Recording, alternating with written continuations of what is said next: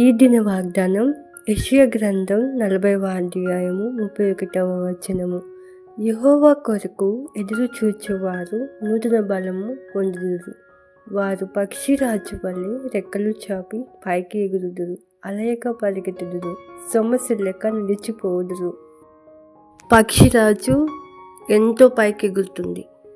అది తనకు సంభవింపబోయేటువంటి పరిస్థితులను బట్టి, కష్టాలను బట్టి అది దిగులు చెందదు, భయపడదు. ఎంతో పైకి ఎగురుతుంది. అలాగే దేవుని పైన మనము ఆనుకొని ఆయన సహాయం కొరకై కనిపెట్టుకొని ఆయన కొరకు ఎదురు చూస్తూ ఉన్నప్పుడు దేవుడు మనకి నూతన బలాన్ని అనుగ్రహిస్తాడు. ఆ యొక్క బలము అది ఎంతో గొప్పది. దేవుడు మనల్ని ముందుకు నడిపిస్తాడు.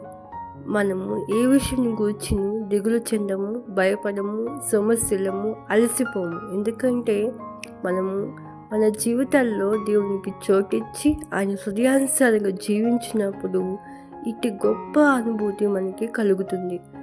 ఏమి సంభవించినప్పటికీ నేను భయపడను, దిగులు చెందను, నేను ముందుకు వెళ్తాను, దేవుడు నాకు తోడుగా ఉన్నాడు అని మనలోని ఆ యొక్క పరిశుద్ధాత్మ మనకి సహాయపడుతూ నడిపిస్తుంది.